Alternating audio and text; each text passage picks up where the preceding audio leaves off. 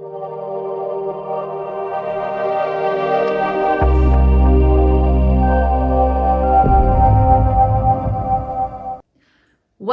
to CRE Fast 5. I'm Carly Iacono, and tonight we're taking an overview look at sporting goods and outdoor recreation.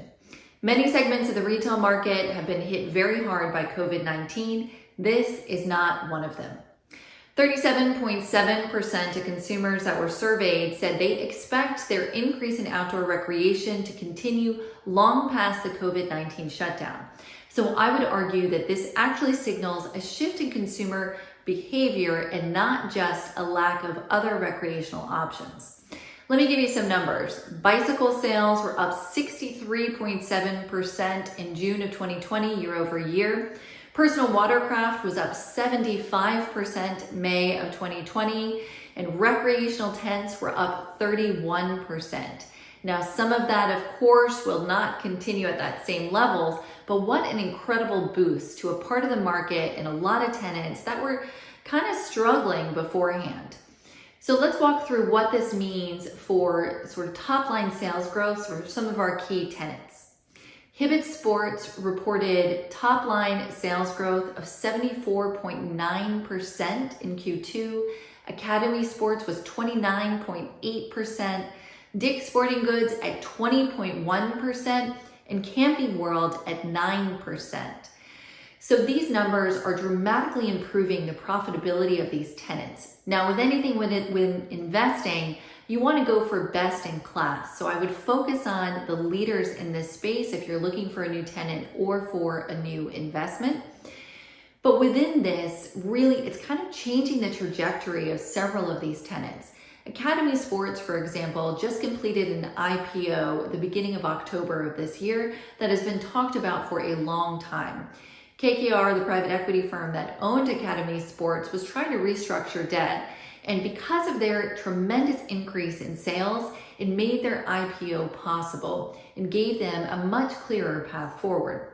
That, coupled with their focus on omni-channel, their change in shipping times from 7 to 10 days, which was their standard, down to 2 to 3, their improvement and investment in their website, I think positions them much better for the future.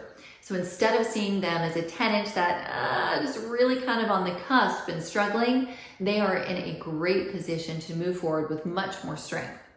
Dick's Sporting Goods has also been a wonderful story of profitability in the last 8 months.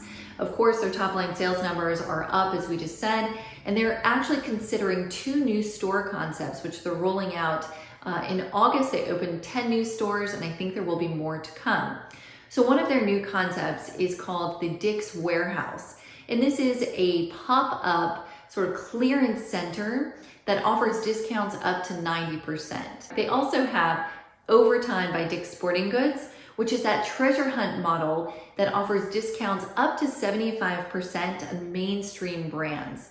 So they're capturing a part of the market that wants to get out and find value and wants that experience in the store. And then they're also focusing on their core brands, which are really doing well with their omni-channel online ordering and their regional stores.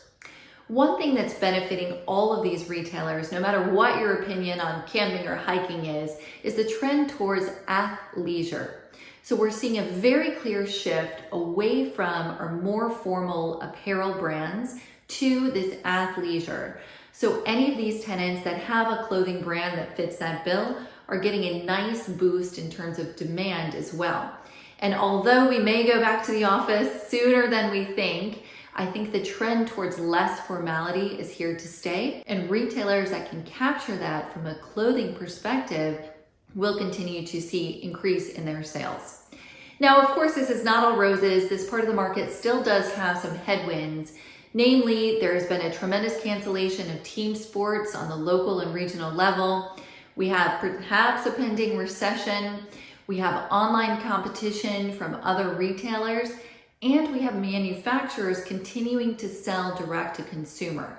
So I don't think that this is the golden child, but I do think that it's improving, and that is largely due to a shift in consumer behavior that I expect will be here for the long term.